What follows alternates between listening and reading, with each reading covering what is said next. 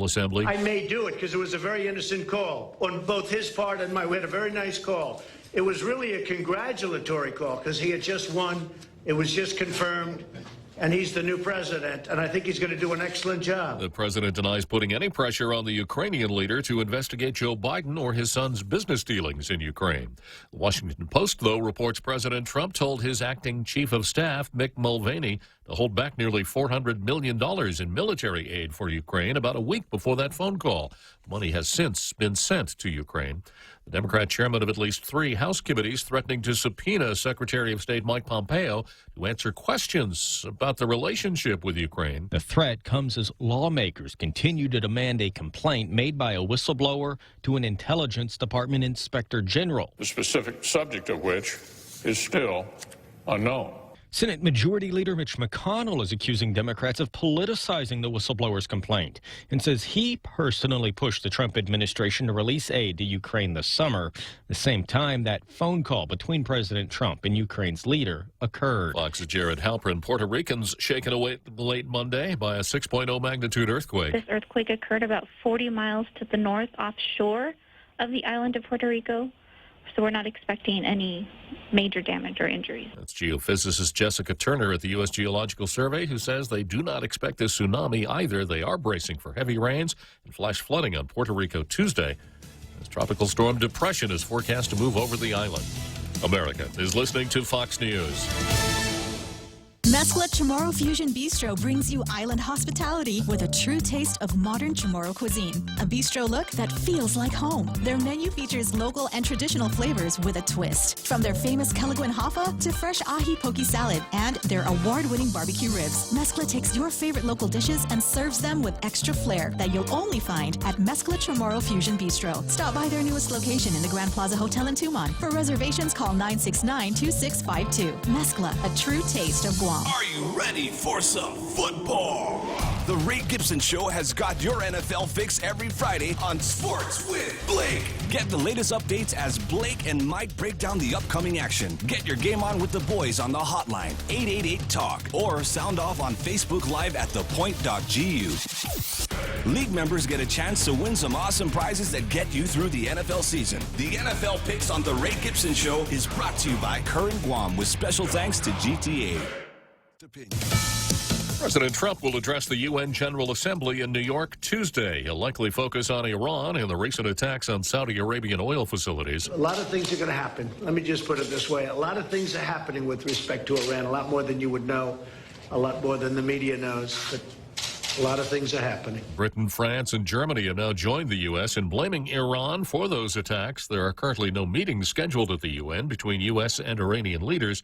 The president says if Iran wants to talk, they know who to call. The State Department being accused of being complicit in animal abuse after several bomb-sniffing dogs sent overseas died. An inspector general's report says the State Department handed over American bomb-sniffing dogs to local handlers in Jordan, and those animals were mistreated. Andrew Benovi of the ASPCA. We're talking about skinny dogs. We're talking about dogs infected with ticks. We're talking about dogs that are living in kennels without proper water in the desert. The State Department sent hundreds of bomb-sniffing dogs to other countries, but the ASPCA is calling on state to suspend the program until they get assurances of better treatment of the dogs.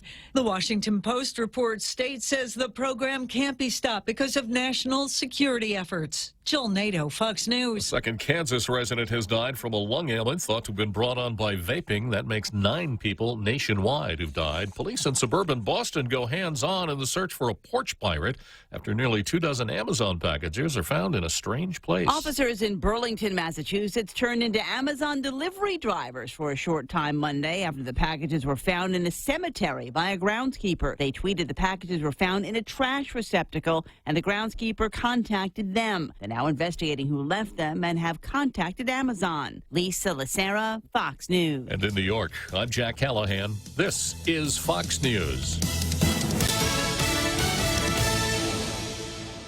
When you think about better water, think Kinetico softened water. Kinetico water conditioners work like no other, supplying a continuous flow of luxuriously soft water without disruption and without use of electricity. After all, better water flows from better thinking. Connecticut. American Water Tech, a passion for improving lives through better water.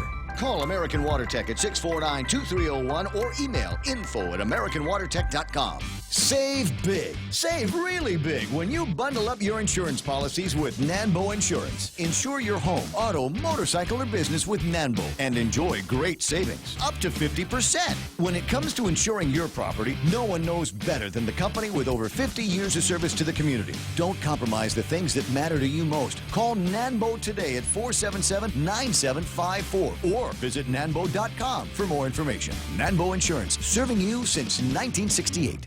Tall Tales with Bob Klitzkie is brought to you by Bank Pacific, banking on the Pacific for 65 years. Welcome to Tall Tales with Bob Klitzkie, the only show on talk radio where common sense is a lot more common.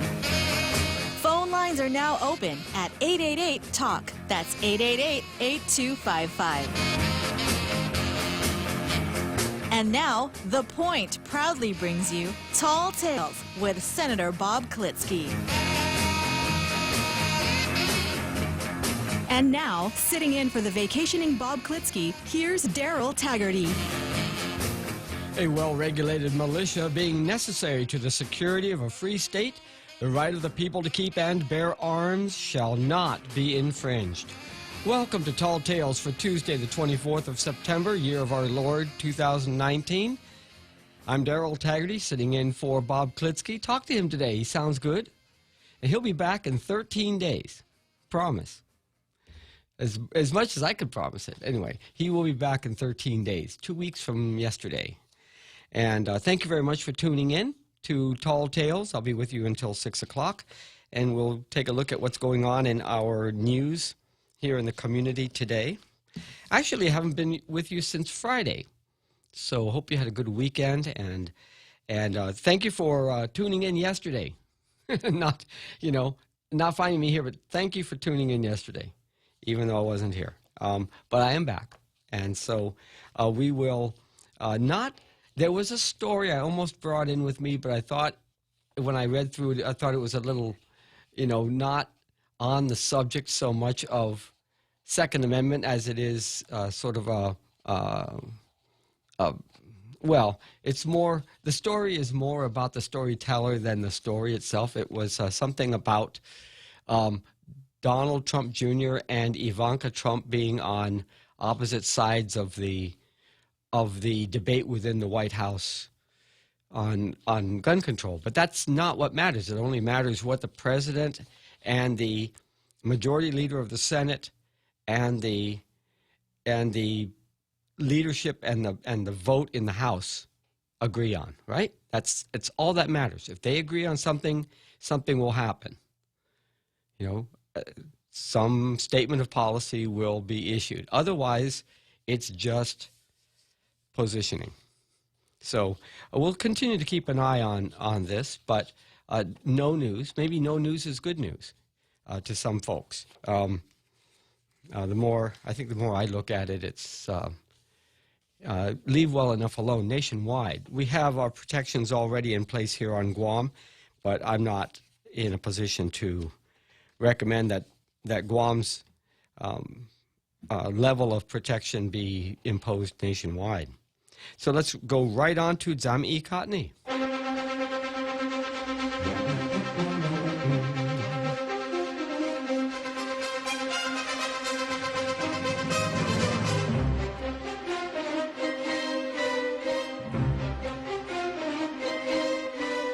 And we can treat today almost as if it was a 3-day weekend, because not only do I have the editorials from today, but also yesterday and over the weekend. I'll just tell you right off the bat, not much shaken on the PDN side.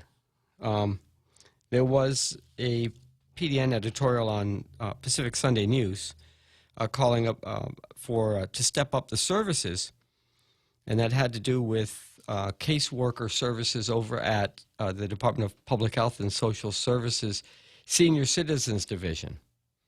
It's been outsourced. It was outsourced to Catholic Social Services, and it was outsourced to to the mayors, since they weren't paying the Catholic Social Services on time. And then it went from the mayors. The PDN, the Pacific Sunday News, was making the point that they need to fund this service better. However, I can tell you, because I am tracking what kinds of services are available in the system, and I do know that it's not the mayors anymore. There is a vendor, and the vendor apparently is doing the work because they're sure that they're going to get paid. So we'll just leave that alone. Today's PDN editorial is a reprint from the USA Today editorial board on latest tremblor. Not about the earthquake in Puerto Rico, but did the president collude with Ukraine? And we're going to dispense with this, not talk about it, but just to let you know that it's not like it's escaping my eye. The Guam Daily Post editorial is regarding dengue. GovGuam owes us more timely, detailed information. What do you think? As an excerpt from the whole editorial, this is pulled out and placed in bold print. When the Guam Daily Post asked Sunday where the government-hired insecticide contractor was spraying, we were denied that information. If we were unable to get that information, we questioned whether the residents in the area where the spraying occurred were properly notified. So that's kind of where we're going here. Let's take a look at this. The public doesn't need to know the exact house number or the apartment or condo unit number for each of the 10 dengue cases on Guam. We don't need to know their names, but more information on what the island was facing could have helped spur the need for a cohesive community effort to address what government officials now say is a community issue. From the time of the first imported case of dengue, information that could have spurred action in the community was sparse. The Department of Public Health and Social Services said when imported dengue cases were confirmed earlier this month, they followed the same protocol as they had in previous imported cases through the years. Perhaps, however, it's time to update those procedures, especially in light of the fact that Guam now has 7 locally acquired dengue cases. Additionally, health officials have said they expect that number to grow as surveillance efforts continue. We would like to add that the number of dengue cases will also increase as more people get bitten by a virus-carrying mosquito, a number that would be impossible for healthcare officials to know. What officials did know, they should have shared with the community to help spur the need for action among residents. The messaging could have gone something like this. Quote, "We have a confirmed case of dengue in this part of your village.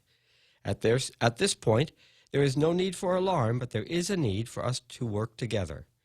We are asking all residents to help ensure their yards and neighborhood roadsides are cleaned as soon as possible to reduce the number of mosquitoes that could spread the virus. We are working with your mayors to get more help to you and your neighbors, to do more to protect you and your families." End quote. Guam residents need to know the general area of where these dengue patients live and work. This is critical for people to know so that if they do feel ill, they will have a greater urgency to see a doctor and get tested for dengue. They will be more cautious about staying outdoors. They will ask if their residential area has been subjected to insecticide sprays. Critical information for a family, especially if they have young children and pets that love to play outdoors. And they're empowered to do more in their households and perhaps coordinate with neighbors to get rid of containers that can be breeding grounds for mosquitoes. Government officials have to be willing to share more information if they truly want the community to get involved and minimize the risk of mosquitoes spreading the dengue virus. When Governor Lulian Guerrero issued an executive order declaring a state of emergency, her letter was simply posted online without the usual issuance of a press release immediately after such declaration is signed. When the Guam Daily Post asked Sunday where the government-hired insecticide contractor was spraying, we were denied that information. If we were unable to get that information, we questioned whether the residents in the area where the spraying occurred were properly notified well in advance and what side effects would be as a result of introducing the chemicals in their neighborhoods. The government continues to tell people it's important to take safety precautions. People have started clearing their yards and are taking other steps to reduce mosquito breeding areas and to further protect themselves and their families. But perhaps they would have started sooner if more information had been released, with some sense of urgency from government officials when the problem surfaced. Information is key when a community needs to act cohesively and quickly. Unfortunately, that information isn't being shared as much as it could be.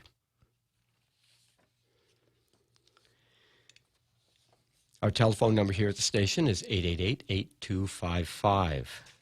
And you can also find us on Facebook. Let me click up here and see how that goes. That was the Guam Daily Post editorial today, Tuesday, September 24th, on page 24, Guam Daily Post. Again, the telephone number, 888-8255. And what's today? For the love of God, where's the off? Man, it's just a mosquito. If you look at it carefully, it's not even the type of mosquito that, stuck in my ear.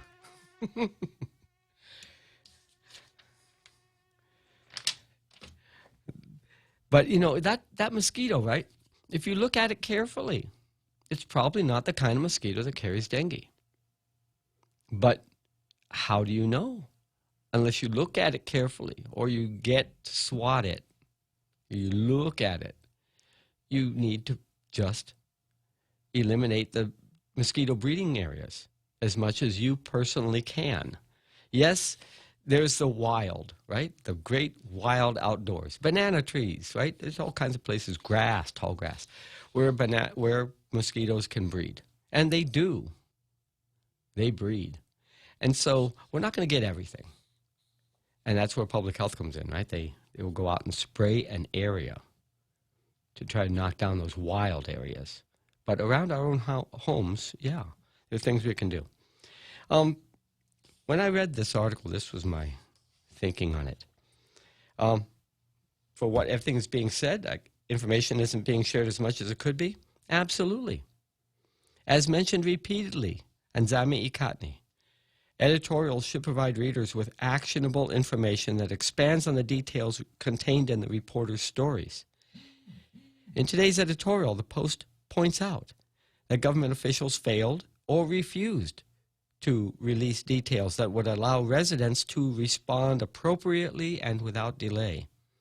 I pointed out early last week that had the information been released the preceding Friday during the day instead of Friday night, we residents could have responded over the weekend.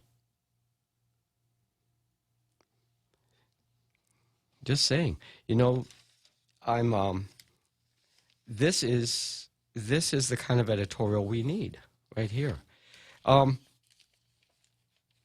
Yesterday, the editorial from the Guam Daily Post was Guam officials' initial dengue response slow. And I want to remind you of this. I'm going to go through this because this is an important public health threat, and community response is needed.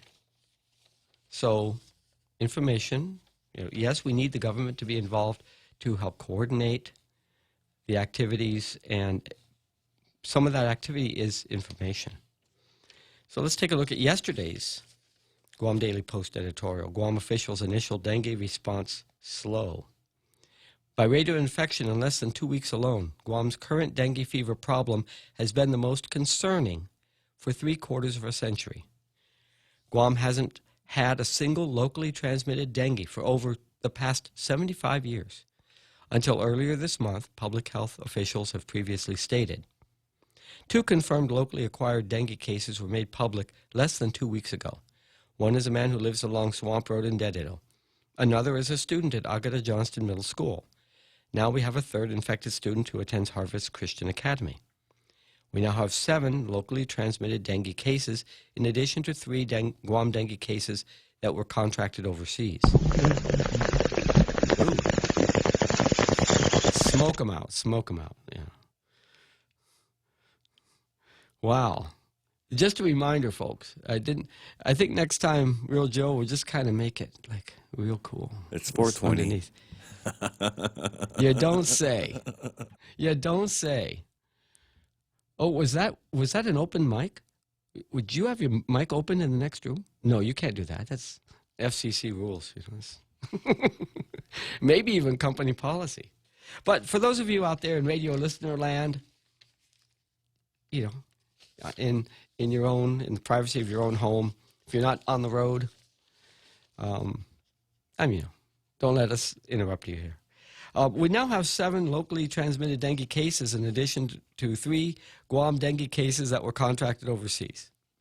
Going from 0 locally acquired dengue cases in 75 years on Guam to now 7 in less than 2 weeks is a massive escalation. It was September 12 when Guam's Department of Public Health and Social Services confirmed the first locally transmitted dengue on Guam in 75 years. 10 days later, the number of locally acquired dengue soared to 7.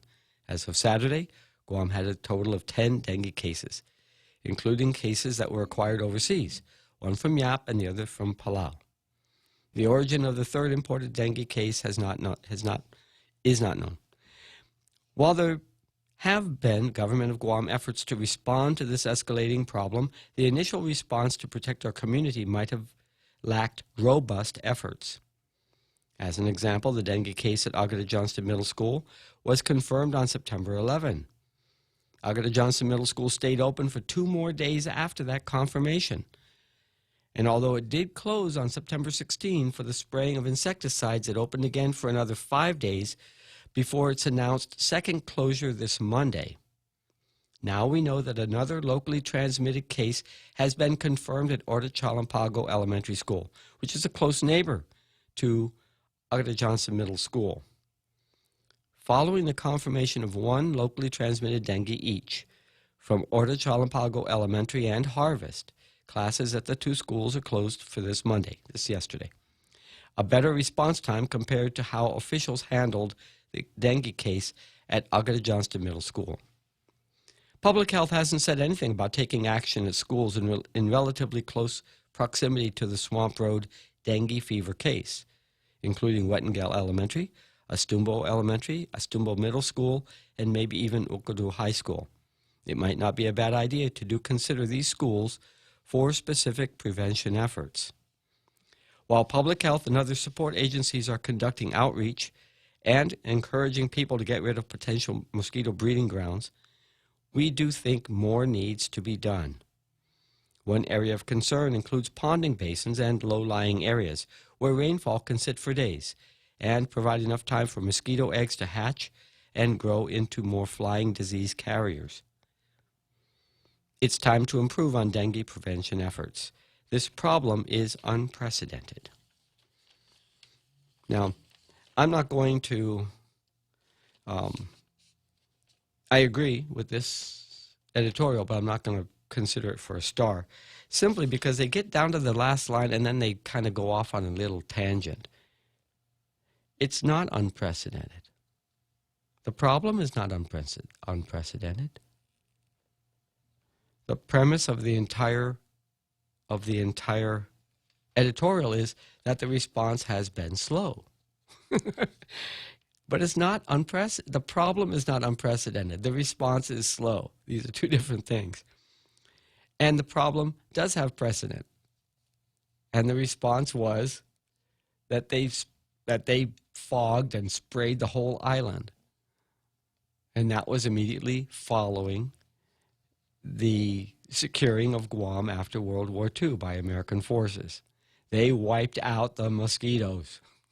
And they did it like right away. Right away. It also eliminated flies. And that had to do with the number of, war dead need to be picked up. But, the problem is not unprecedented. And it also goes to, there are responses everywhere that can be appropriate. But I do want to commend the Guam Daily Post editors for today's article. And I do think that the Guam Daily Post is deserving of a blue star for today's editorial regarding dengue. GovGuam owes us more timely, detailed information. So, there's the blue star. Real Joe? I'm sorry, I was kind of stunned for a second. Stunned? Yeah. Put it That's down. Just put it down. Put it down. Let's stay with the program here. And, you know, now, we can have a good time, but there are good times and there are good times. Let's see what's shaking online. Andrew Camacho. He sent me a funny yesterday. You want to hear about it, Real Joe? He has he suggested a mosquito defenses.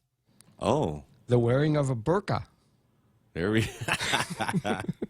Yeah. I was like, yeah, but it makes it really hard for them to take away our AR-15s. You know, so they probably won't like that too much, you know, if we all started wearing burqas. That would be very interesting. Government issued burqas.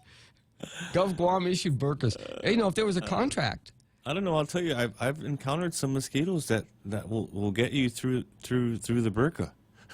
You wear a burqa already? No, I'm just saying that. How do you know? They get through materials. No, but you know the burqa kind of hangs off you like a tent. Yeah. And as long as it drags on the ground, they'll never make it in. Think so? You can try. You could be the first. Where there's a will, there's a way. Do they have a will, or they just have a smell? Yeah, they've got a will, man. Those mosquitoes are deadly. Well, you know, one thing about a burqa, right, is there's just enough of a. It's like a small slit, like your eyeglasses, right? Like the sunglasses. And so you're just going to get bit. They're going to go straight for your eyes or the bridge of your nose. Yeah, they probably will. So that's the only place you have to spray, right? Yeah. You just spray your face, and then you're blind, and you just sit down and don't do anything. Mace yourself. Listen to the radio. Yeah, you know. But he says, from a Google search, some mosquitoes prey on other mosquitoes, the most notable being the predatory mosquitoes in the genus. Hey, man, I can't read that. It's too small. My eyes are not what they used to be. These mosquitoes provide a double benefit since the larvae are predaceous on other mosquito larvae and the adults are not known to transmit disease. You're absolutely right, Andrew. You are absolutely right. There are biocontrols. One of the reasons why invasive species are so successful is because they're introduced to this climate and they have no natural predators. No, there's nothing out there that eats cactus. So cactus they're in paradise, you know. They're not stuck out in the middle of Death Valley. They are delivered to heaven on earth. And so they grow robustly. And so with other species. They come to Guam and they go, wow, I never knew this place existed. You know, it wasn't in our textbooks as we were growing up. And then they just, you know, enjoy their lives, you know, like every other invasive species that's come here over the years. And so, and then they call themselves local because they're useful, like tangan-tangan, right? You can burn real good fire with tangan-tangan, and it keeps the ground from being exposed to the rain, you know, for heavy runoff. And it's defense related. So the problem with bringing in other species is if they are not really well targeted, then they become a problem unto themselves. But you're right, Andrew, the type of mosquito that transmits dengue also can transmit other similar viruses. And the big unspoken about this is if this particular mosquito gets established here, then other kinds of viruses can be introduced to the mosquito as a bioweapon. And I've mentioned this before. They don't want to talk about it, but we don't want to have that disease-carrying vector on Guam. We don't have malaria. We don't have other kinds of of insect borne diseases, right? We don't have rabies. We don't have other kinds of tropical diseases that make living in other places in the tropics just a living hell. Now, we're very blessed. And so it's time to get rid of this, the kind of mosquito that we are seeing here that does transmit dengue. And so it's 4:30. We'll come back and we'll do some more here in just a few moments on Tall Tales.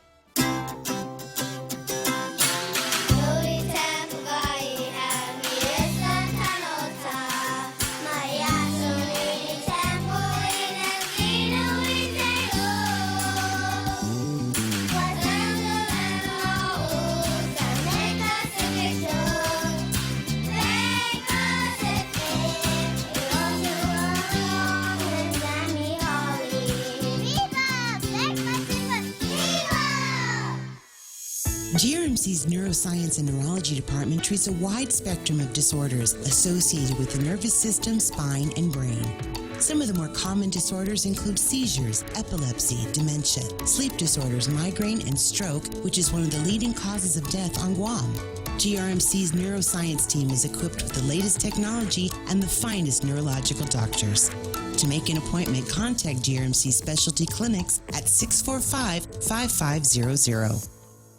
Tall Tales with Bob Klitzkie is brought to you by American Water Tech, a passion for improving lives through better water. Welcome back to Tall Tales with Bob Klitzkie, Guam's single voice of reason. Call now, 888-TALK. That's 888-8255. And now, sitting in for the vacationing Bob Klitzkie, here's Daryl Taggarty.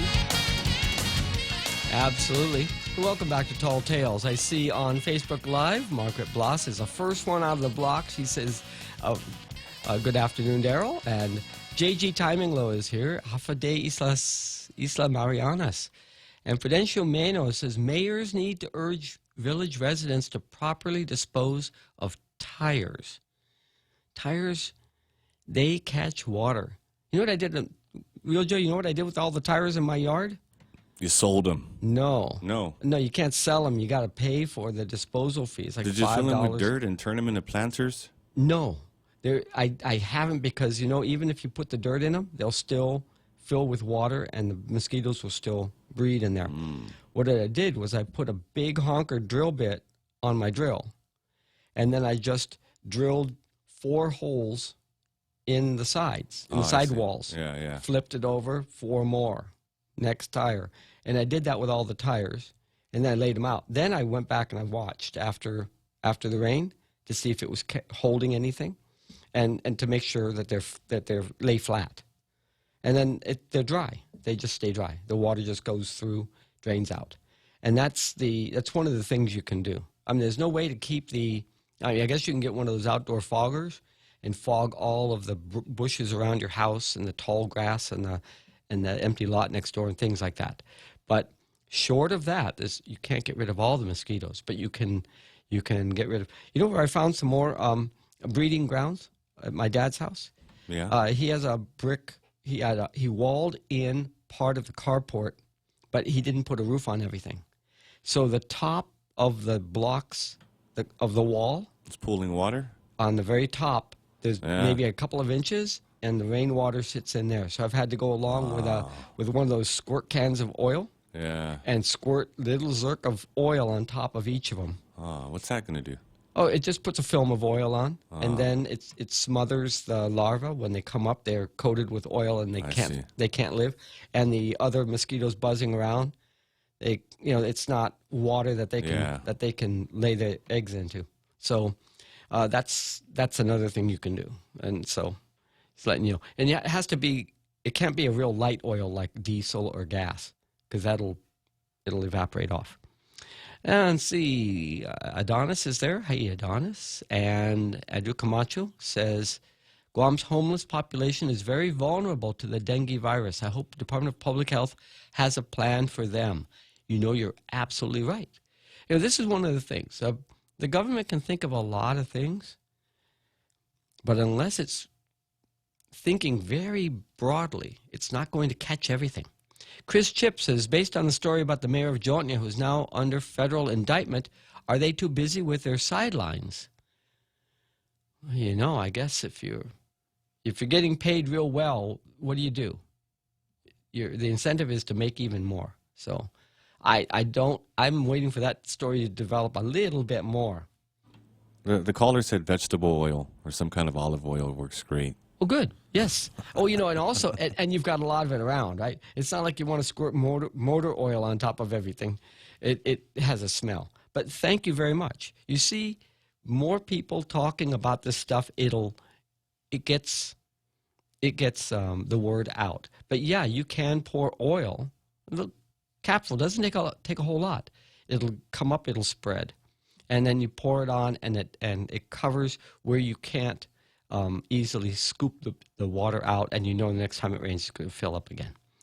I see Jeff Pleadwell there, and then Andrew Camacho, his comment I already read out, and so there we are on Facebook Live. You can join us on Facebook Live. Go on to Facebook and just find us on The Point Live, and also on YouTube, and of course on 93.3 FM, where most of you are right now. And thank you very much for joining.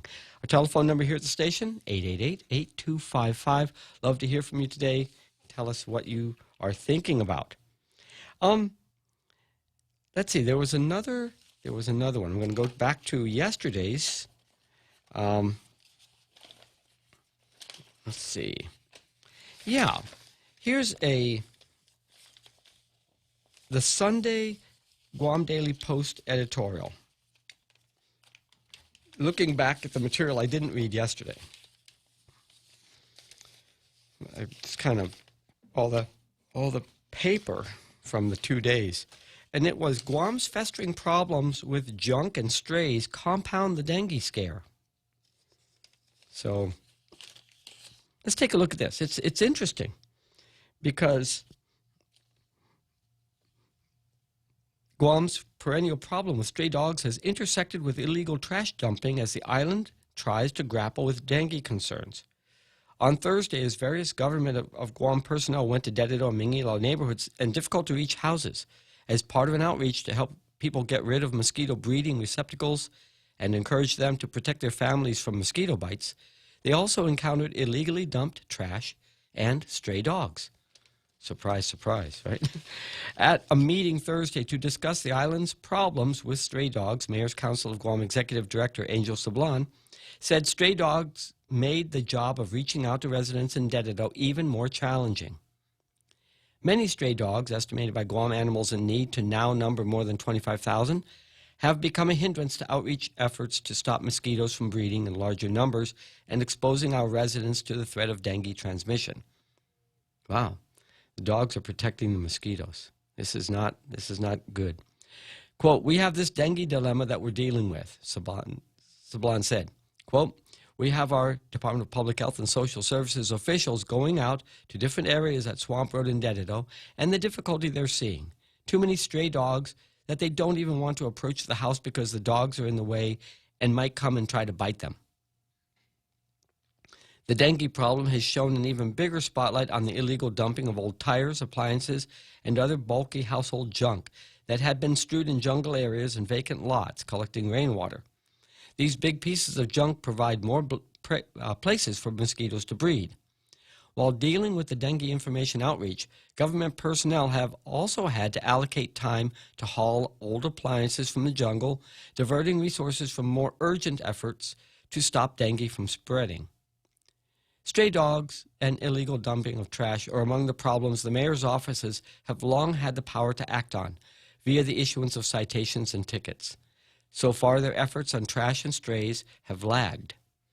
Now that we have a triple whammy of trash dumping, stray dogs, and dengue, perhaps the island's mayors have more motivation to do better with enforcement, even after the dengue problem has, we hope one day soon, dissipated. I really don't like this editorial, and I'll tell you why. In all the discussion of stray dogs, and you've heard me say this before, Why are they trying to find one solution to a problem that has multiple facets? The dogs in the villages are not the same as the dogs in the wild, are not the same as dogs in an area where you have a public health emergency and you have to have your people go door to door. Where is the priority? If you need to clear dogs out that are loose on government land, permitted land, and you have government officials who have a mission, and you have the law on your side, then you should have animal control right there, clearing the way. That's coordination. And it's not the mayors anymore. And you've heard me say this before. The mayors have been delegated the line responsibility of the agencies. Just because we elect them doesn't mean that they're worth any more to us than a place to go and register your household, your residents, and to direct traffic in front of the schools and in front of the church, and to answer the phone when there's a disturbance on the street and you want to have someone come and intervene, but you don't want to call the police on them, right?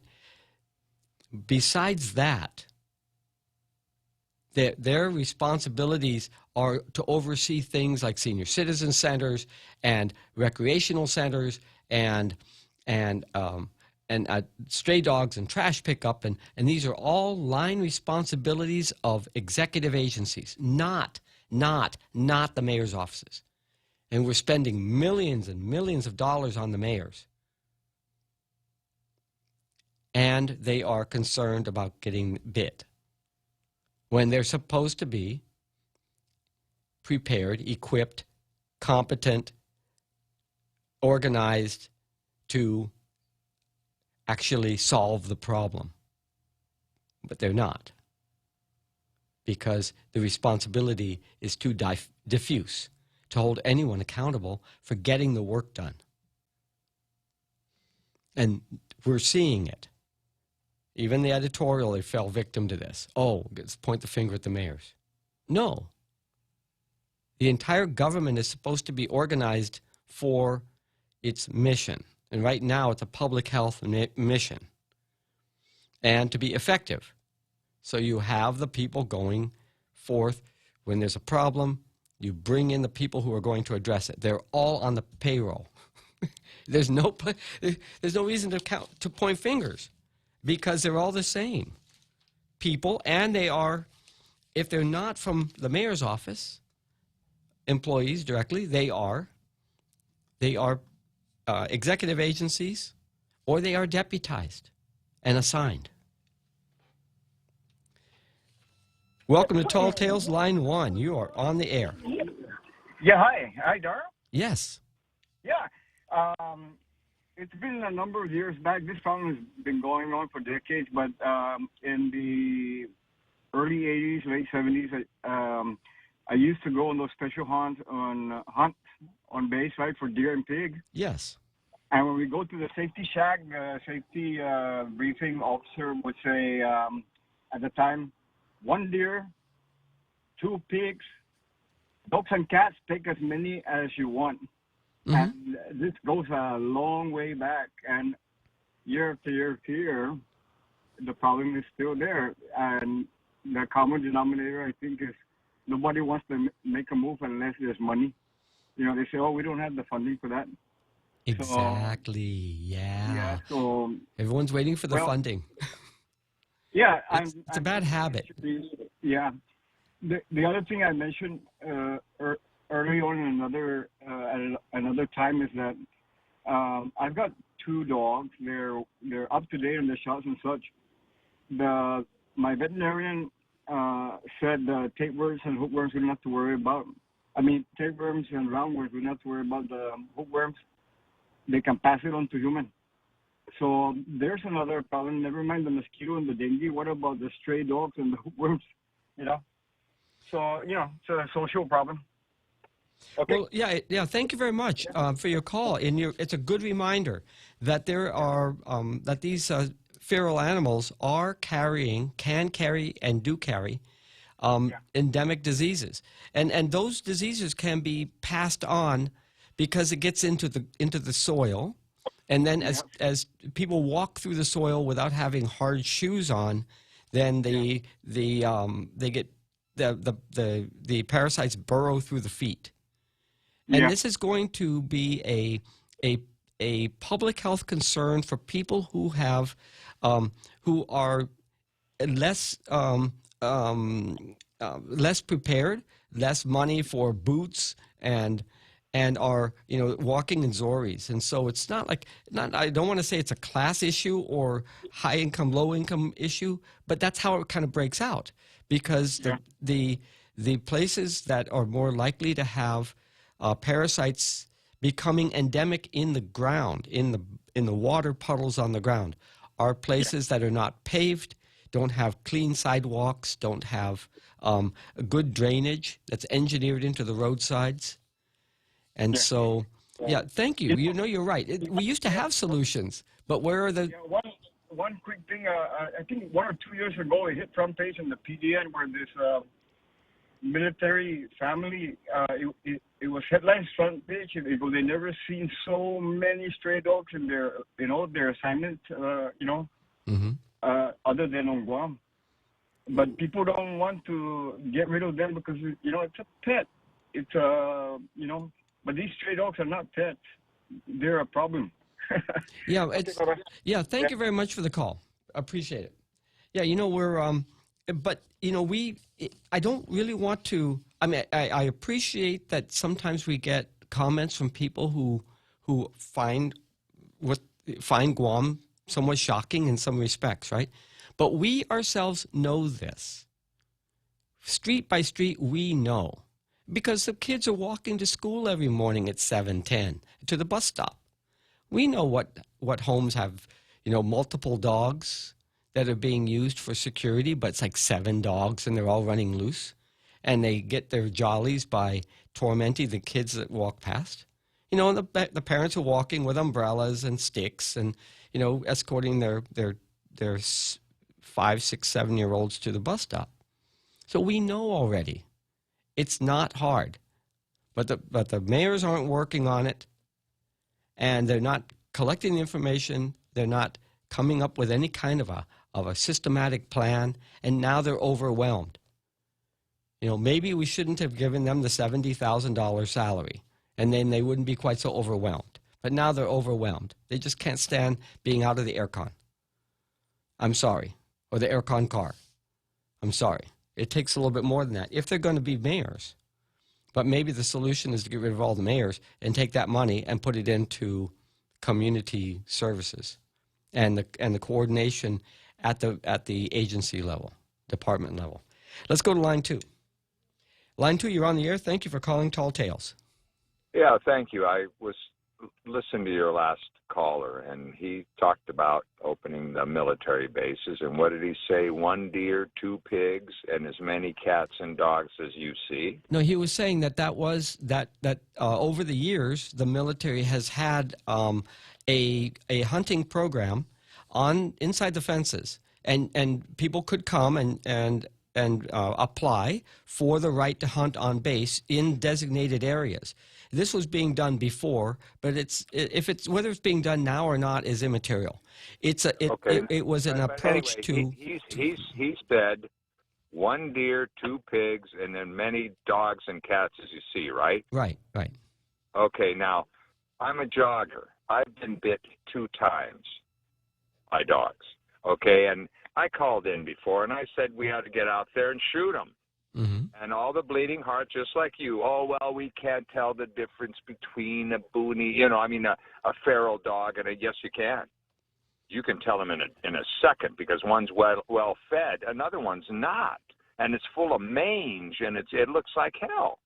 And I'll tell you, just like what you said, when these go public health people go into the Swamp Road area. They're scared to go to the house because all the dogs that are around there and get all these feral dogs. And then you said, oh, the government agency should be there to clear the way. Okay, hold it. Go in there and kill the damn dogs. These are feral dogs, 20,000 of them. Do you know what and they reproduce exponentially. And everybody's doing this politically correct stuff. And even you are. Oh, they should be in there ahead of them leading the way. Leading the way what? Scaring the dog away so they can go and check for mosquitoes and then the dog comes back in 10 minutes? No, Dave. What I was saying, that's right. That's what I was saying. You got people who know how to use a noose, and they have the nooses in the truck. They're supposed to be out there. You got guys who are trained and experienced at using the darts. Get them out there in front of the public health workers and clear the way. Shoot the dogs. Whether you shoot them with a gun or shoot them with darts depends on whether you've got kids running around the yard or other, like... I'm fine with shooting them with darts. You don't have to kill them, anesthetize them. No, but just, anesthetize and load them in the truck because they are interfering with a legitimate government operation, which is to control the mosquitoes. And if they're in the way, then get them out of the way. And that's what I'm saying. You misunderstand me. I have to acknowledge... Then say the words. Don't say lead the way and clear the way. Say this is whether you use darts, whether you use, but it depends on the environment, depends on the situation. But we have to take firm action. Yes, but what I don't want to be politically correct on it. I want to be effective, if whatever it takes. But however, you cannot have. You can't have SWAT teams going into neighborhoods and shooting every dog in sight. And that's the part I don't want to encourage. Because there are some people who would think... Hang on. I never said shoot every dog on sight. No. I never said SWAT teams. But that's why I said it's clear the way. Clear the way. You can tell the difference between a feral dog and a dog that's actually somebody's dog, but they're not controlling them. But for me, I think and I'll tell you, I've been chased by dogs that has an owner, and you're jogging by the house, and the dog's coming, and I come back with a stick and talk to the owner, because that's the only way I can keep the dog from biting me is coming up to the door with a stick. Mm-hmm. And I'll tell you, this is a serious issue, and if I own a dog and I let him go out and scare people, and government officials come by and dart him or shoot him, I've got no complaint. I can't complain. That's right. And you shoot them on public land. On public land. That's right. Or if public health officials are going on to private land to clear mosquitoes, then that becomes an extension of the public land because it is a public mission. Yeah. You and I are actually very close on this subject. Okay. Now, what I see in this is, one, the mayors have their plates full. We tend to play mulatto. This should be headed by the governor. And grab it by the balls and run with it. And the governor is just all standoff, doesn't touch anything. Right. And so it's coming on to the mayors. Bullshit. This is an island-wide problem. This isn't a mayoral problem. The mayors... This is a governor problem. The mayors have had their chance to do this week after week. They have not. And now it isn't the time for the mayors to talk about it.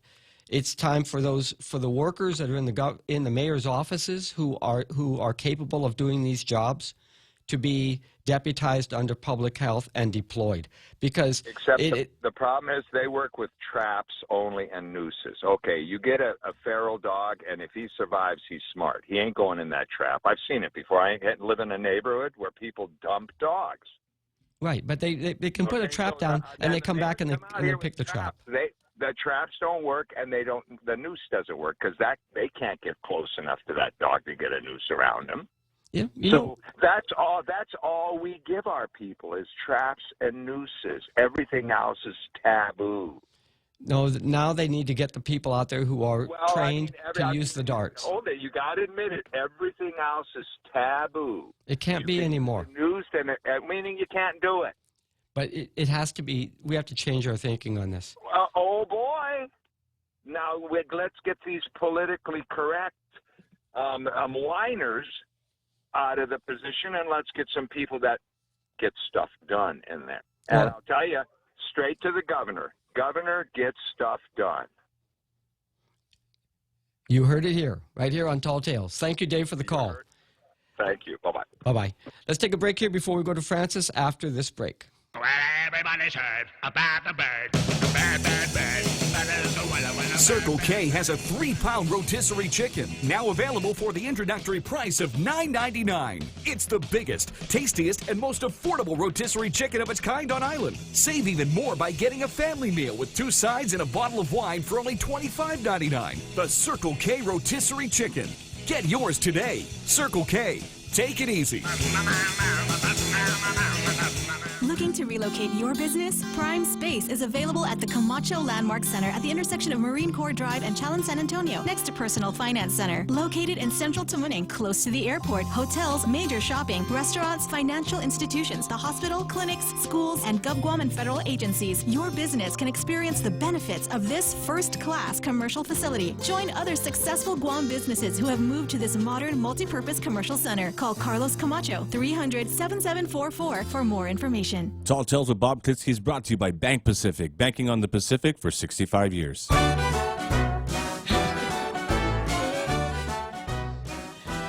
before we go to Francis on the line, I was taking a look at the comments on Facebook Live. Jose Martinez says, can't hunt feral dogs, but there's no problem with terminating human lives in the womb, but I digress. And it's true, you know, there are more important things here. But right now, let's just knock off some of these problems while we have them in front of us, right? Chris Chip says, caller about the dogs is spot on. And then Jose Martinez says, more like he wants to off-spot. I thought there was no more off. I thought off was all sold out. We still have plenty of spot where we don't have much off. Speaking of off, Francis, what do you say? What was that you were talking about off and what? Off and spot. See spot run? See, it sounds like he wants to off spot, but you know, we don't have any more off. So, you know, unless you have off at the house, but don't bring the off for spot. Because we can't off spot with off. But we can off mosquitoes with off, so. Hopefully, yes. You know what? I had to buy about 7 or 8 cans of Raid. The ones with a label stating kills on contact. Yes. Worked, man, for just around the house. Other than that, further out, I had to burn coconut, you know, with the shell. Mm-hmm. Right. And it's working. You know what, brother? Have you ever been attacked by a dog, man, a shepherd or a pit bull? Well, not a pit bull, but a big dog like a Saint Bernard. Because I'm a bicycle rider, and I've also been bit by a German Shepherd. But that's because I was campaigning, and the guy let his dog out because he didn't like my candidate, and the dog got me on the rear end. But I got the last laugh because the dog got a mouthful of wallet, and he couldn't get loose, and so the guy got mad because I wouldn't let his dog off my butt. And I was like, "Hey, look at my hands. I'm not even holding your dog. Your dog is stuck, and he's going to rip my pants off, and he's going to take my wallet if you don't call him." So you know. Last gentleman, I tend to agree with him, man. You know, first of all, we need to remind our officials out there that there is a law that states that your pets, your dogs, are not allowed to run free. You know. Yes. And we have laws, and we have people to enforce the laws, and we have funding for those people to be paid when they go out in the road for us. Hey, listen, I'll talk to you about this more. Maybe, if not today, then maybe tomorrow. Well, thank you so much for calling. All right. Okay, take care. That was Francis. We do have another hour together here. I'll be back after the Fox News and our halftime show. So stay with me and come back, and let's do it again for another hour here on Tall Tales.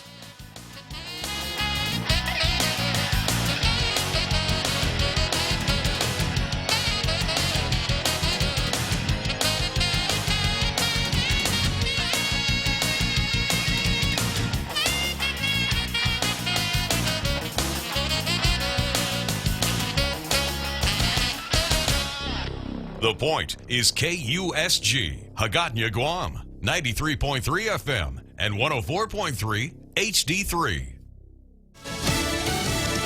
Nothing inappropriate. I'm Jack Callahan, Fox News. That's what the administration continues to insist about its interactions with the newly elected president of Ukraine.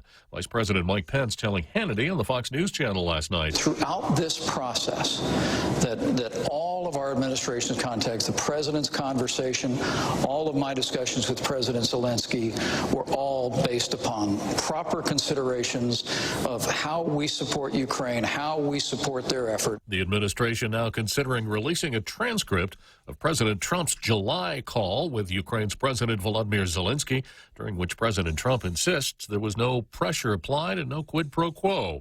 The Washington Post is reporting President Trump ordered that nearly $400 million in military aid to Ukraine be withheld about a week before the phone call in question. That aid has since been delivered to Ukraine. Congressional Democrats still demanding to see the whistleblower's complaint about that call, despite sources confirming the whistleblower did not have firsthand knowledge of the call. Later today, President Trump will address a meeting of the United Nations General Assembly. He's expected to call on the UN members to increase diplomatic pressure on Iran in the wake of attacks on Saudi Arabian oil facilities. Puerto Rico bracing for heavy rains, possible flooding, and mudslides again today, this time from Tropical Depression Karen. Late last night, the island was shaken by an earthquake. The earthquake was felt on most of the island of Puerto Rico and also in the Dominican Republic, which is just to the west of Puerto Rico. Because we have seen a handful of aftershocks so far, they may continue for the next several hours. Jessica Turner of the U.S. Geological Survey says no damage reported and there was no tsunami. Asian stocks closed Tuesday higher. Dow futures are trading more than 50 points higher. America is listening to Fox News. Mescla Chamorro Fusion Bistro brings you island hospitality with a true taste of modern Chamorro cuisine. A bistro look that feels like home. Their menu features local and traditional flavors with a twist. From their famous Calaguan Hafa to fresh ahi poke salad and their award-winning barbecue ribs. Mescla takes your favorite local dishes and serves them with extra flair that you'll only find at Mescla Chamorro Fusion Bistro. Stop by their newest location in the Grand Plaza Hotel in Tumon. For reservations, call 969-2652. Mescla, a true taste of Guam. Hulu is all your TV in one place, plus more. Watch thousands of hit shows, movies, and award-winning Hulu originals for only $5.99 per month. It's TV without the cable contract and the freedom of on-demand streaming. Get current network shows from ABC, CBS, NBC, and Fox, and binge-watch every season of your favorite cable shows. Premium Hulu viewing is brought to you by Proline Automotive and AB Sports, Guam's store for Nike. To advertise on Hulu, call Choice Digital at 989-0042. Election Day more than 13 months away, but the push is on to register more people to vote. It's National Voter Registration Day, where state and local leaders across the country are encouraging people to open the doors to their civic right to vote by doing one simple thing. Please register to vote. Milwaukee Mayor Democrat Tom Barrett, you have to be a U.S. citizen and at least 18 years of age on or before Election Day. National surveys indicate that 40% of Americans are not aware that they need to update their voter registration when they move or change their name or party affiliation. Voters must also have a current photo ID in 18 states, like Wisconsin. Jeff Manasso, Fox News. Trial has begun in Dallas for Amber Geiger. She, the now fired Dallas police officer, charged with murder for the shooting death of her upstairs neighbor last year when she entered his apartment instead of hers and mistook Botham Jean for an intruder. Defense attorney Robert Rogers telling the jury in opening statements. He's yelling, hey, hey! And he's 25 feet, and then he's 20 feet, and it's happening like this, and she has to make decisions. And there's this intruder, and I'm holding a gun, and why is he not stopping? Geiger says she was tired from working overtime that night. The prosecution says she wasn't so tired to prevent her from sending explicit text message to a colleague moments before the shooting. We should learn more later today about the mass shooting that killed a dozen people at a municipal building in Virginia Beach last spring. The police department in Virginia Beach expected to release their complete results of their study at a city council meeting tonight that will include more details about the shooter and his work history, as well as the police version of what happened that day. An engineer in the city's public utilities department opened fire just after submitting his resignation. The 40-year-old died in a gun battle with police. I'm Jack Callahan. This is Fox News. Rain. It's nature's way of cleansing the earth. Yet by the time that rainwater makes its way to your home, it may not be exactly the same as nature created it. A Connecticut water treatment system can improve the quality of the water you and your family drink and use throughout your home, so you can be sure your water is clear, clean, and fresh, just as nature intended it to be. Connecticut, for refreshing ideas on water. American Water Tech, a passion for improving lives through better water. Chili's Grill and Bar is now open at the second floor of the Two-Mont Sands Plaza. Hi, welcome to Chili's. Come and see what the buzz is all about. Grab your friends and savor their sizzling fajitas, big mouth burgers, and fall off the bone smoked ribs while sipping on their world-famous Presidente margaritas. Treat yourself to an elevated experience at Chili's and feel why they're like no place else. Now open on the second floor of Two-Mont Sands Plaza. Together, we Chili's.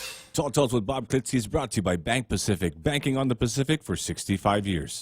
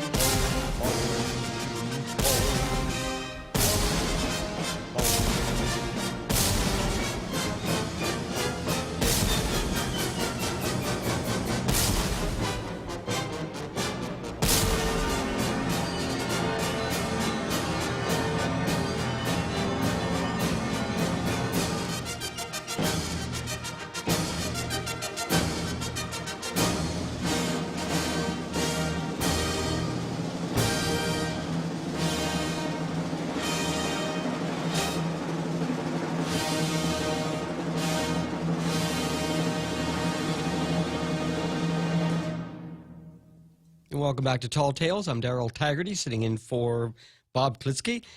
He will be back in 13 days. Absolutely, 13 days. Thanks for tuning in. Sorry I wasn't here yesterday. Couldn't be avoided. Would have, should have, but couldn't. But I'm here now, and I'm ready to take your calls at 888-8255, or you can log on to Facebook Live and type away to your heart's content. We have been talking in the last hour, actually, the story about how the Mayor's Council can't seem to figure out how to clear the way for public health workers and the mayor's representatives are going into the Swamp Road area, and they have to do all this work to clear breeding sites for mosquitoes in an area where dengue, a person who has locally contracted dengue lives. And they're having problems with stray dogs. Well, yeah. But, the governor has Organic Act powers concerning public health. And we have laws on the books. And if it's a non-conforming pet dog, then the owners better get hopping on getting those dogs out of the way so that the public health people can do their jobs, and the mayor's office people can do their jobs. And if they're not moving fast enough, the owners, then the government needs to efficiently, effectively enforce the law. And the callers before the break, they're right. It is the governor's responsibility to get this done. Do we want to wait? How long do we want to wait, at least to figure out how to exercise the muscle that is the government of Guam, that works in our interest? Here's one. GVB, Dengue Briefing Friday. It's Tuesday, but the briefing is going to be on Friday. What will that briefing be like by the time we get to Friday? If what's being done today, tomorrow, and Thursday is not effective or efficient, so that the resources that we do bring to bear, that are being brought to bear in our name, are not able to work quickly enough on the known cases. What's going to happen if it goes to 17? And they've only gone to 4 areas of the 10. Speed, efficiency, get in, get the job done, get out is the requirement that we have right now from those who are empowered under the law and are trained and are supervised and funded and equipped. No reason, there shouldn't even be enough time to point fingers. The people who are being paid are to do the job. But they need to be organized, they need to be directed, they need to be directed. And the direction is executive direction, which is the governor. So, GVB president and CEO, how many titles does she need besides being beautiful? Pilar Laguatna. We are treating this matter with the utmost care to ensure the safety of our residents and visitors. She said GVB is, quote, closely monitoring the situation and working closely with Governor Lulian Guerrero and her administration, quote, to ensure that all pertinent stakeholders in Guam's #1 industry are well informed about the facts and new developments. Laguana also encouraged all stakeholders, quote, to proactively do their part to help reduce further risk, end quote. Let's just imagine this statement for a moment in context of the minimum wage bill. The visitor industry is manned, staffed by legions of residents who are working minimum or just above minimum wage jobs, who are living in the same conditions where our public health people are right now going in and spraying and clearing junk, battling dogs, you know, trying to figure out how to move quickly through the areas. People are going to work from these areas. I don't know if the mosquitoes are down in Tumon. I don't know if the commercial businesses have bothered to spray, or if they are collecting mosquito samples. But if we have carriers of dengue among the workforce in the tourism industry, our #1 industry could go south very quickly without the stakeholders being involved at all. Line 1, welcome to Tall Tales. So, Daryl. Yes, Joe. We know that there's several cases that originated here on Guam. Before they originated on Guam, where do they suspect the dengue fever cases would have been from? Well, a couple of days ago, they said they isolated the strains, the particular strains that are here from Yap and Palau. So does that suggest that we have to keep close observation on the comings and goings to and from Yap and Palau? Well, you know, if you remember what happened when we responded to the SARS epidemic, there are ways to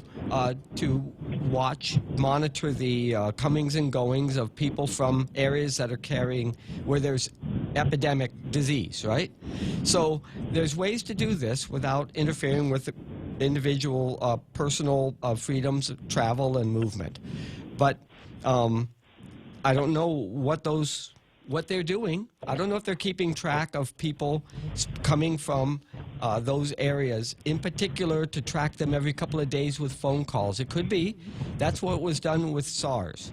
If you're coming from an area and you might have some kind of beginning a cold or beginning a flu, then you were monitored.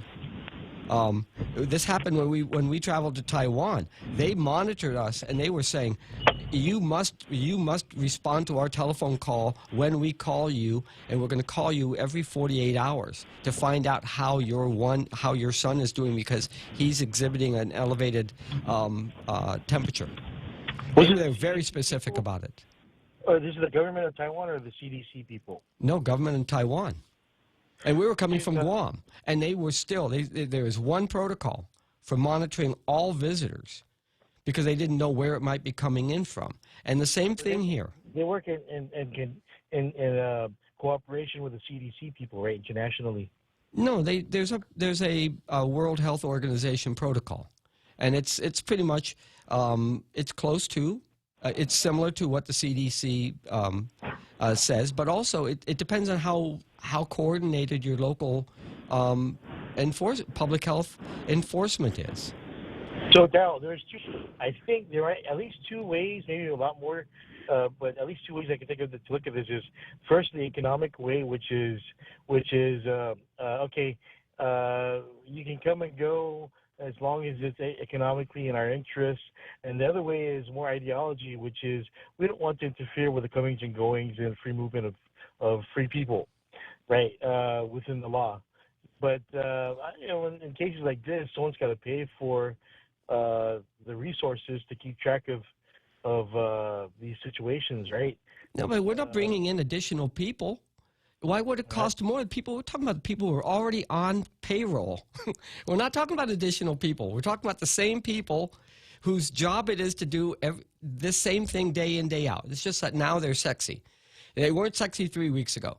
Now they have something that they really have to do, and they're supposed to step up and do it. It's like being a dog catcher.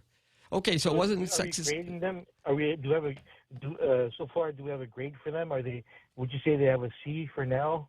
Possible B? Oh, until we really know what the response is, we don't know. It has to do with the way that public health says it has organized to address the threat. The problem with GVB isn't that, or the problem is that we have people who are traveling into Guam from places that have epidemic of dengue fever. And so the planes are sprayed, and the people who are coming in are tracked more or less. And then we have cases that are popping up on the island, and they're trying to correlate whether these are acquired off island or they're acquired on island, which means that the mosquitoes have the virus in their system, and that it's a particular kind of mosquito that's not the most common mosquito. And so I appreciate it. Yeah. Oh, thank you. And so this is something that we need to keep an eye on. How efficiently is the government following its own protocols to home in on the problem and to be effective? Because we don't know. Are we going to wait until there's 17 cases, 25 cases? And then what happens if these 25 cases, they start having overlap to employees working in hotels? What's going to happen to the people, visitors coming from places where we don't have to worry about them bringing dengue fever in? But if we have a tourism industry that's dependent on Guam being a disease-free destination. Now, they're waiting until Friday to have a briefing. I would have demanded that briefing last Saturday, because we can't afford an overlap, or we're going to have lots and lots of economic fallout. And that's not being said in those editorials over the last several days in the Post. As good as those editorials are, it is not being said. And I don't mean to call an alarm. I'm not saying that we should be alarmed, but we do have to be effective. And even if we've swatted that mosquito, it's dead. Unless we are right on top of it and getting it done in a decisive way, until the numbers are dropping, they will not drop. They will continue to spread and grow. And there's a relationship between the effectiveness of government action and the spread of disease. That's what I'm saying. This is not in God's hands. This is in human hands, organized government, funded. We know the standards. We know the response. We've got scientists. We've got public health people on it. We have the power of the government. It is completely in our hands to address. We don't have any impediments except ourselves. That is what I'm talking about. And they can toss it to the community all you want, but unless they tell us exactly where who's within the 600-foot radius of a place that has a known case of locally contracted dengue, unless we know exactly what the center of that 600-foot radius is, people are going to think it's on the other side of the village. And they're not going to take it as seriously as they should because the mosquitoes are the ones that are coming in their house this afternoon biting them. That's the point of the editorials. And that should be the point of the public health response. Am I being too serious about this? Do you think that we're making too much of it? Just put on some off. Just on the off. Oh, no off? Okay, here, burn this coconut shell. Just chase them away. Doesn't kill them. You know, it's not any one thing. It's a community response. Okay. Enough of that. Did you see the article about utility heads? Eliminating back billing could affect rates. In the Guam Daily Post on page 4 today. And in PDN, in Your Money section, on page 10, utility heads defend need for back billing. And if you read the articles, and you should, take a look at those articles in today's Post and PDN. As has been raised by a number of residents, a blanket 4 months recalculation does not necessarily match when the meter began errant readings. The errant readings are the fault of GWA's equipment. And that we have an arbitrary back billing standard, it reduces the revenue incentive to timely replace meters and to replace them with reliable meters. Do you remember that the last 2 batches of meters that were purchased at great expense by GWA were announced to be reliable and durable and cutting edge technologically, right? Made of the finest materials. But neither was reliable beyond 30 months after paying, for meters that should have lasted 10 years. 2.5 years. Also, revenues. The revenues are needed. The concern, if you read the articles, the GWA is very concerned about revenues falling. GWA, Miguel Badallo, and the CCU are really concerned about revenues, maintaining revenues, because they are needed to sustain the current level of spending. And the two main areas of spending at GWA are for personnel and for capital improvements that are financed through the bonds. So they have bond payments to make. But if their revenues are dropping, then they can't afford that. They have to keep revenues up. But revenues may be falling because of higher rates. People using and consuming and paying for less water. So they're trying to make it up, justifying the maximum 4 months of back billing after a meter is swapped out, when almost all the meters are failing, and they're not doing it quickly because they know they can back bill for 4 months, so they don't have any incentive to move on this. It's higher money than if they were to have good working meters. And also, consider this, that the leakage of revenue water before it gets to the customer meters hasn't been reduced. The last story I saw on the amount of leakage was that the loss of water, after it's been pumped up and treated, before it hits a meter that is the billable water to people's homes, that loss is going up. It also appears that there's less revenue because the meters are failing. Now just follow the logic on this. GWA wants to keep the revenues up by having the maximum 4 months of back billing based on whatever your usage is after they swap out the meter. So they give us meters that are failing, and then they're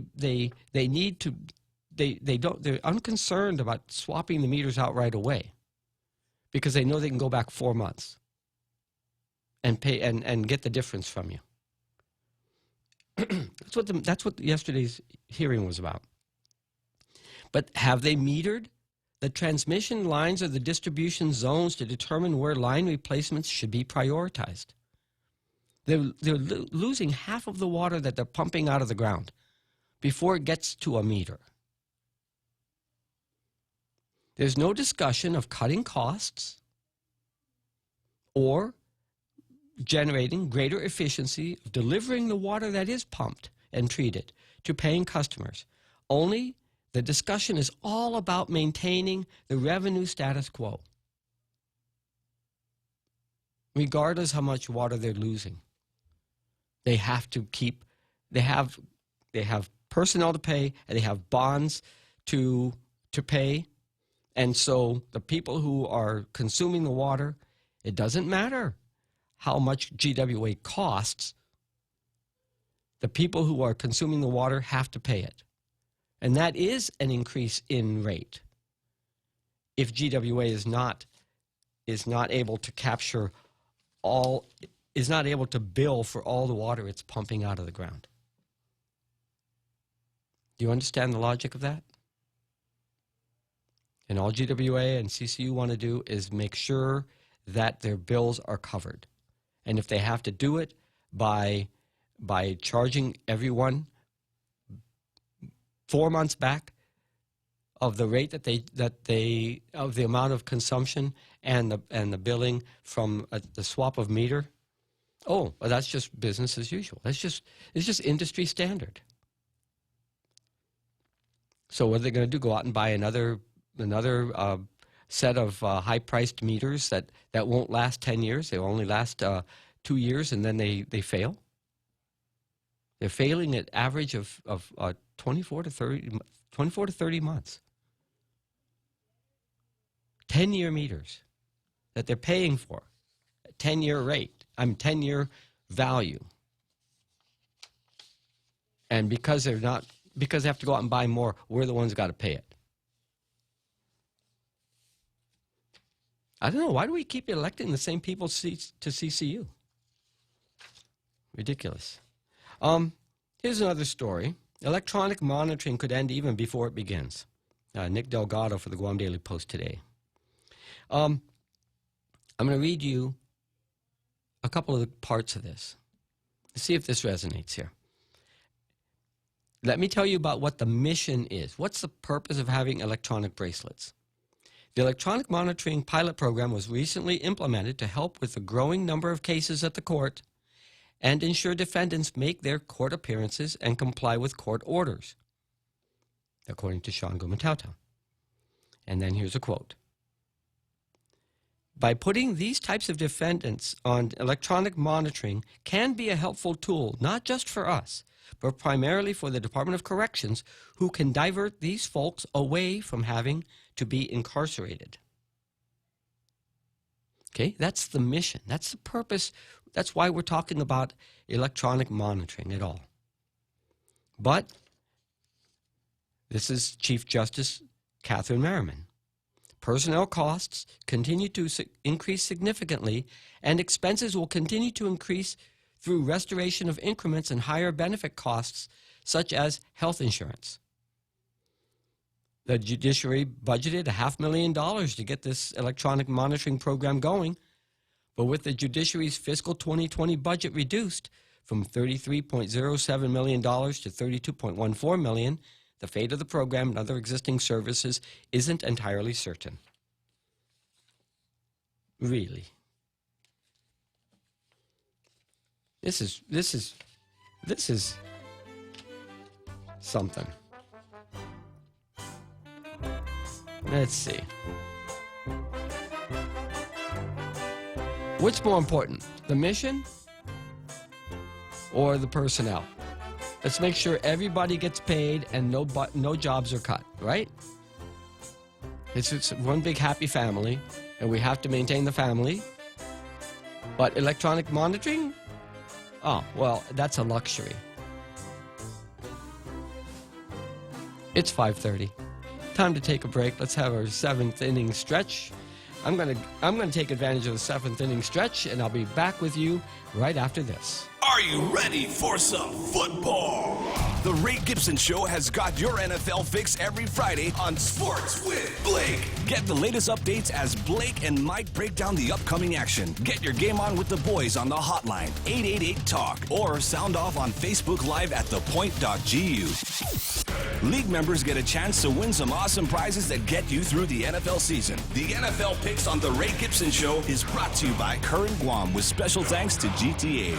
The Extra Point with Jerry Roberts of Guam Training. Hi, I'm Jerry Roberts, and every day on The Ray Gibson Show, I get to comment on the incredibly diverse, fun, challenging, sometimes frustrating, often exciting, but always interesting world of work. I hope you'll be there with us. You can find daily transcripts of The Extra Point at GuamTraining.com. Tune in every weekday morning at 7:20 for The Extra Point with Jerry Roberts. Brought to you by Guahan Insurance Services and First Hawaiian Bank on 93.3 The Point. Tall Talks with Bob Klitzkie is brought to you by Mescla. Try their featured special for September. Southern Spice Crispy Fried Chicken. Louisiana-inspired fried half chicken. Served with red beans and rice. Available in Agana and at Tumon at the Grand Plaza Hotel. For reservations, please call 969-2652.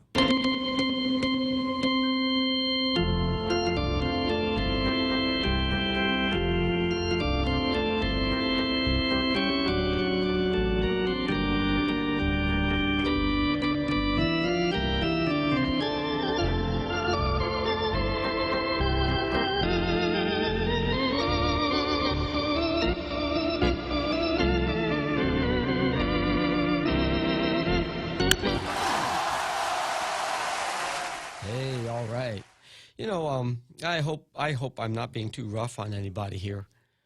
Nah. I think they ought to take my words. If it fits, I hope it feels like I've got a rasp file on their elbow. It should hurt. Here at the judiciary, okay? What is the apparent priority? Maybe the benefit's going to go to executive agencies and reduce their cost. And that's a fair observation. But it means also that there should be enough money for this program. Was there any discussion of reducing personnel costs at the judiciary, even after 3 years of a flat budget? No, we got to give them all increments, and we got to, there's no effort, no apparent effort to cut the costs. Is there any leading by example by the other two branches of government? Has there been any action on the part of the legislature that's visible? Any action on the part of the executive branch that's visible to reduce personnel costs? Well, if not, then why should the judiciary do it? Where's the priority? Where's the priority? Is it the mission or is it the personnel? And keeping everything just, peachy keen and cool here. Any cost-benefit comparison for reducing the costs at executive agencies or for avoiding the costs of incarceration? If you can slap a bracelet on somebody or an anklet and turn them back loose, you don't have to feed them. You don't have to guard them. You don't have to overcrowd them. You don't have to give them medical care. You know, they're on their own. They might stop and think of this. And I guess it's not a priority because they're going to pay the personnel. They're going to pay the increments. They're going to pay the benefits, healthcare benefits. It's all going up. Got to make sure we have enough money for that. Everybody's waiting for somebody else to make the first move. Yeah, the public is waiting for someone in the government to make the first move. You know, because we're paying for it and the services are not being delivered. Unless you're talking about the services of the government of Guam being employment agency and maintaining the economy by the spending, by the consumption patterns of GovGuam workers. I'm talking to you. You know who you are.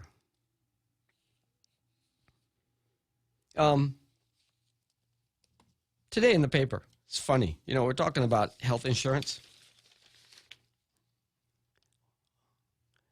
Before we go to that, Randy Kruger is on Facebook Live. He says about the back billing. They need to continue the back billing? Sounds to me like they want to continue to support incompetency. I don't want to go quite so far, but if they haven't examined how efficient they are in getting the work done that they need to get done, if it's not really obvious, it's pretty obvious in other agencies whether they're efficient, whether they're getting the job done. But we don't seem to see much activity there. In many places in the government of Guam, there is an absolute commitment to cover personnel. But there is not the absolute commitment to ensure that the mission is being accomplished. And that's a problem. I think, especially after those executive raises went up at the beginning of this administration. I don't want to, keep stepping on Senator Moylan's campaign slogan, but we expect more. We got to pay more? we should be getting more.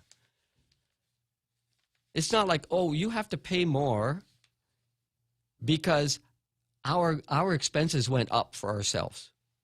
We gave ourselves a raise, and we're going to give ourselves increments, and we're going to give ourselves better health care.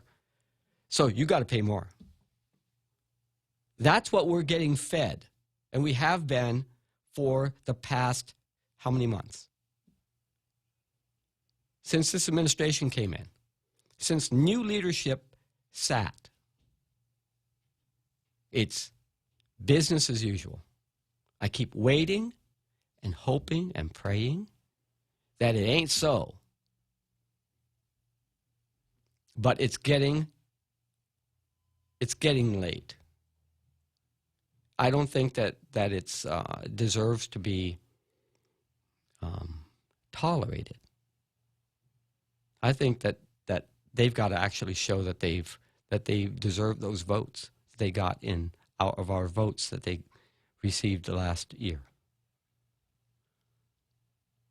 Really seriously call into question whether they're doing what it is we elected them to do.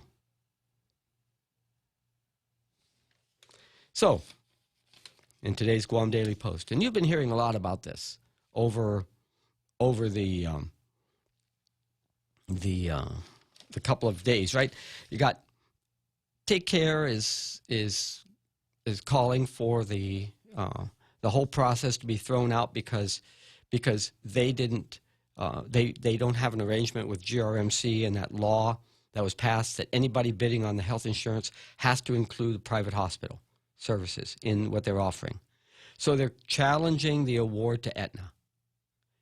And now Select Care is challenging the award to Aetna because the there's a buy local policy of the government of Guam that unless an off-island offerer is offering a 15% price reduction or more compared to the local bidder, then it has to go to the local bidder. Okay, so those, and I'm not going to talk about those because those are going to work their way through the process. You know, those are civil claims. And they make some sense. But surprise, surprise, on pages 6 and 7 of today's Guam Daily Post, full-page ads, the whole page of the newspaper. FHP pointing out that Aetna includes the Take Care Clinic, FHP Clinic, FHP Health Center, and all of its services are available under the Aetna program, contract. So GovGuam employees who are currently in open enrollment season are welcome to sign up with FHP. I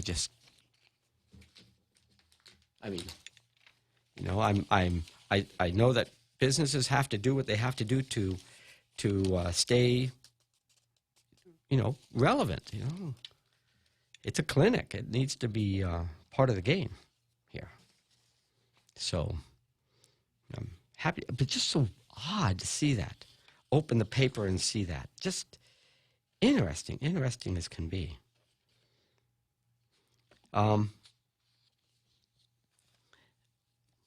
Before I go digging into yesterday's stories, there are quite a few. I noticed in today's Guam Daily Post 2 articles having to do with climate change. And you know, there's a UN, President Trump is at the United Nations to participate in a gathering having to do with climate change. And in today's Guam Daily Post, there are 2 articles that are quite interesting having to do with climate change. These are still anecdotal, okay? It's just one data point.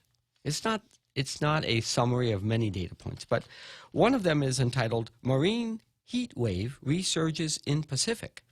Mass Deaths of Sea Life Feared.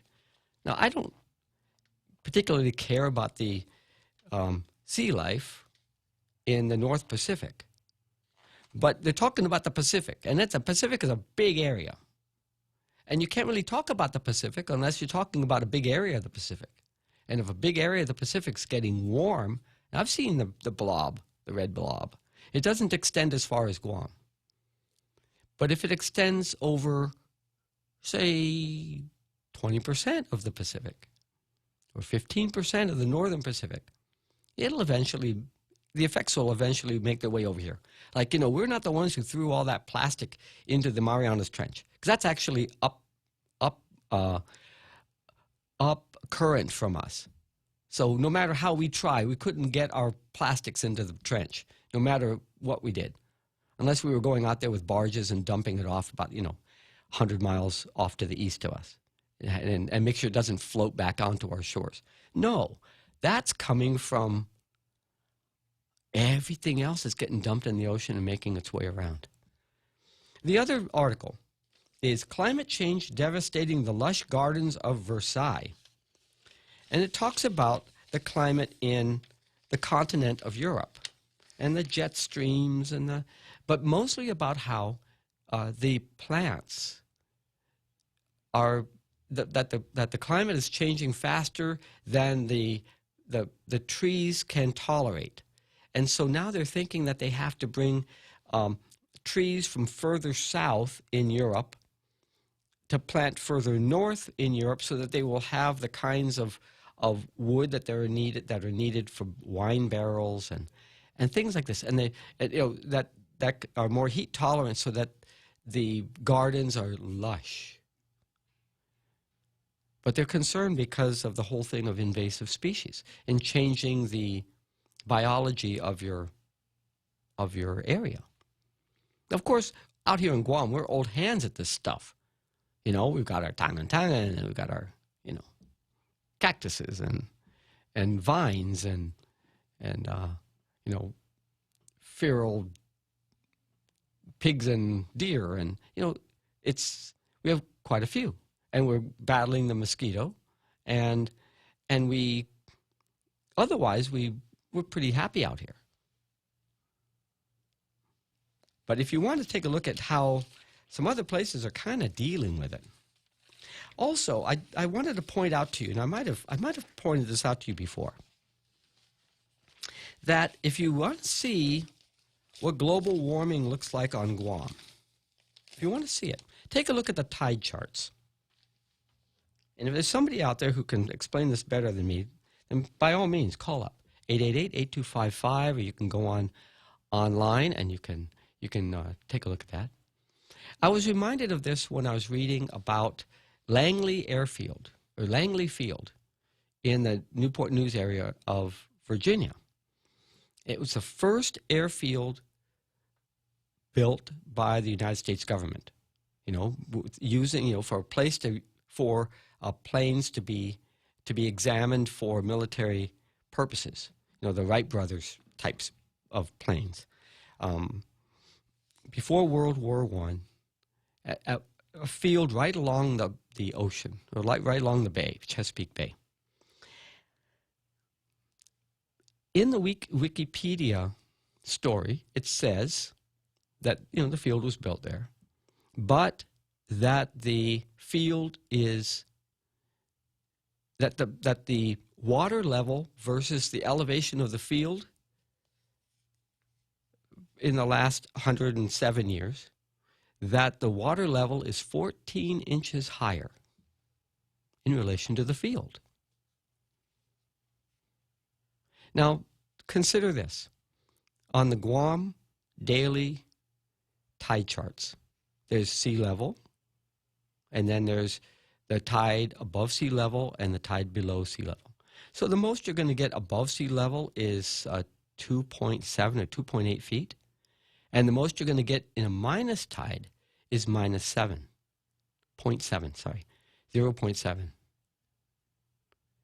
But why is sea level not closer to the middle of that? Sea level was established back in, the 1840s, 1860s, 1899. Who established it? Somebody established it. Somebody who was doing soundings for ships coming into Apple Harbor, and it could have been done whaling time, or it could have been done under the Spanish time, or it could have been done just when the United States Navy established Naval Base Guam. So that's the same elevation as when that was established. But the average is a foot higher. That's why our high tides are 2.7 feet at max, and the max low tide is minus 0.7 of a foot, because of the natural variation in the tides, and the water level is a foot higher than it was 100 years ago. Now that is it's just a local. You don't have to believe in global warming, but if you want to see the Earth changing, just look at the Guam tide chart. Wow. Interesting. Nancy has joined us, my sister-in-law, from living in Georgia. Nice to see you there, Nancy. I hope I look good on camera. The other day, we were out having dinner, and we took some pictures, and I noticed that the band of my headphones had squashed my hair down. So when we were taking pictures and it was a side shot, you saw this spot where my hair had been mashed down in the middle of my head. So it's kind of funny. We have the evidence to show my what happens when I come to work. It's just about time for a break. Real Joe, let's take a break here. We'll come back for the last 10 minutes of Tall Tales. 30 years ago, the very first Subway restaurant opened in Guam. Now, 15 restaurants later, Subway Restaurants is celebrating this milestone with a buy one, get one free offer every weekend, starting September 14th through October 12th. Come celebrate 30 years. Enjoy your favorite sandwich, salad, or wrap, all made with freshly sliced veggies and bread baked in every store. Take advantage of this buy one, get one deal. It's Subway Restaurants' way of saying thank you, Guam, for 30 wonderful years. Subway, making what you want. Live the balanced lifestyle. Take Care Insurance offers proven wellness and fitness programs to encourage individuals and families to live a healthy, balanced lifestyle through preventative care, being active, eating right, relaxing and unwinding, and being socially connected. They have the island's largest offering of free fitness classes and health education programs for all ages. Join the movement. Follow them on Facebook and Instagram or visit takecareasia.com to learn more. Talk Tales with Bob Klitzkie is brought to you by Bank Pacific, banking on the Pacific for 65 years.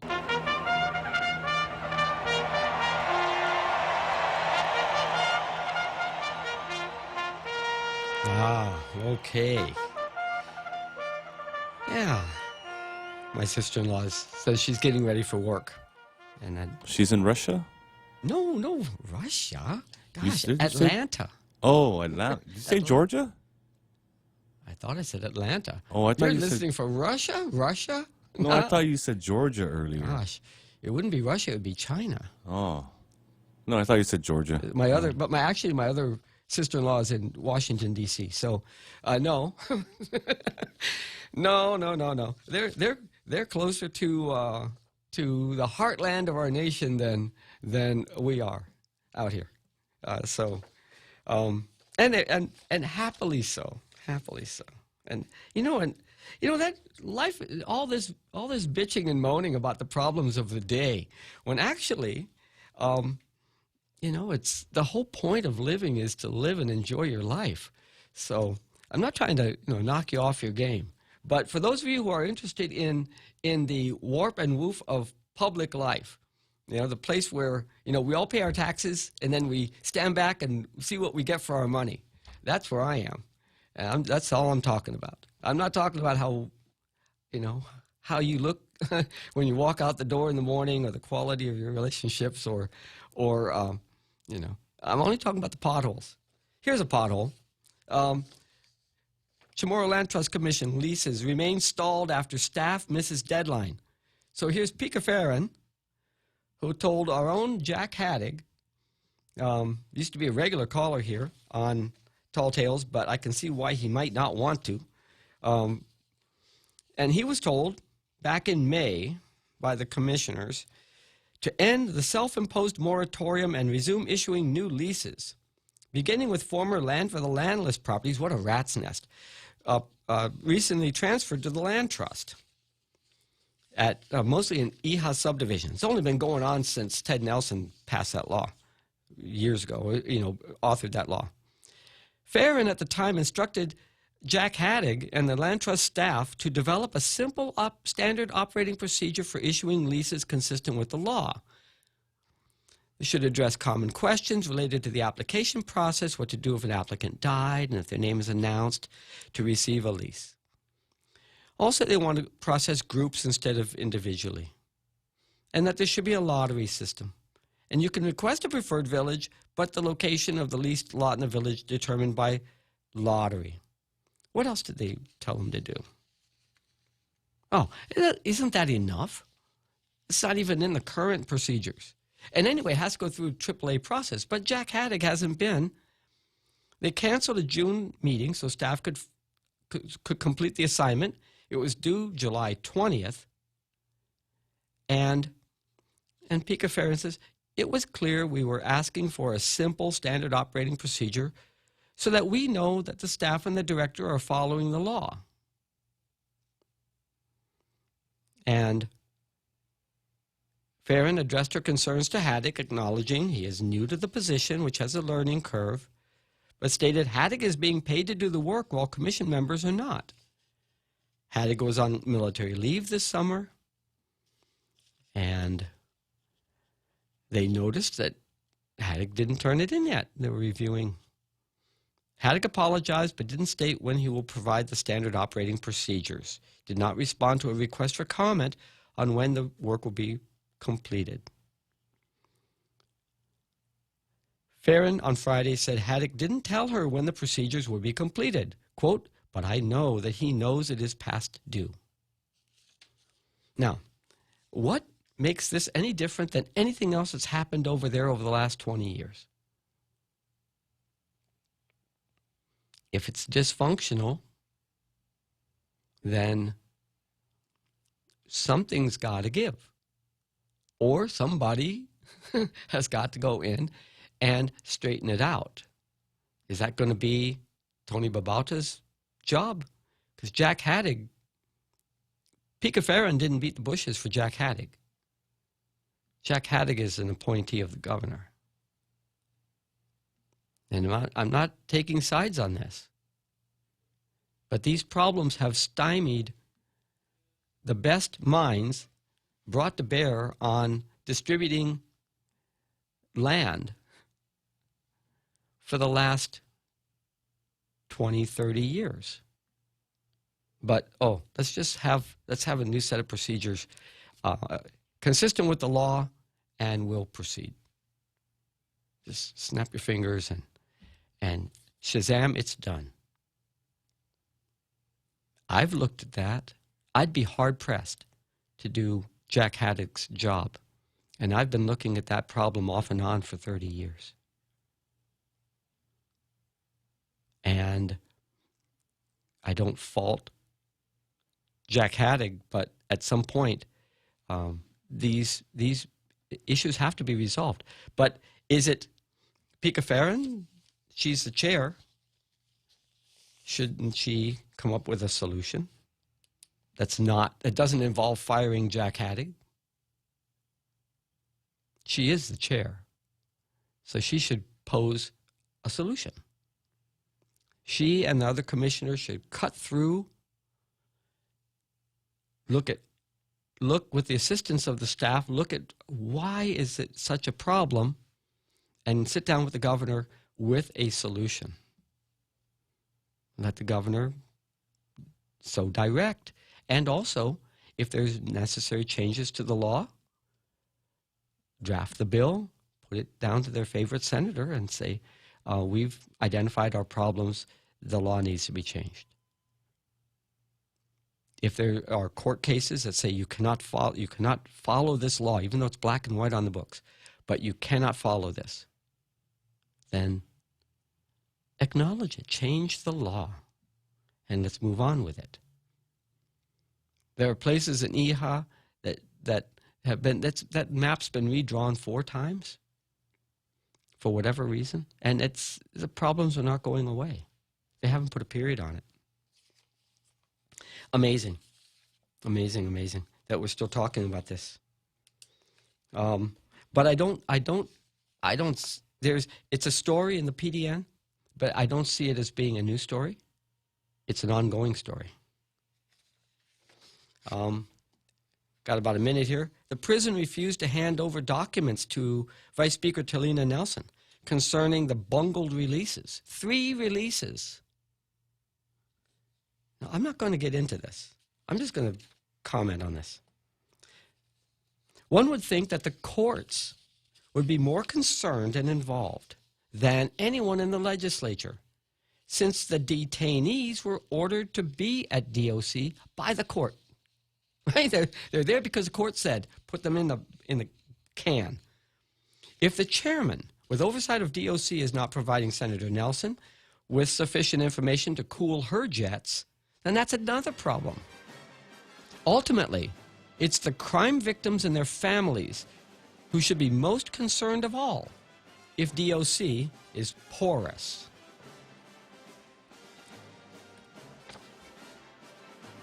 Is that take 5? I have to bring in a vocal version of Take 5, or I'll go sing it to you. And hopefully the fine folks at Facebook who are watching out for our morals won't cut me off. It's 5:59, time to go. I'll be back again tomorrow. And we'll talk about more goings-on around our community where our our interests intersect in the public space. I'm Darrell Taggarty, and Ray Gibson will be back here tomorrow morning at 6 o'clock. I'll be back tomorrow afternoon at 4. Have a really good evening, everyone.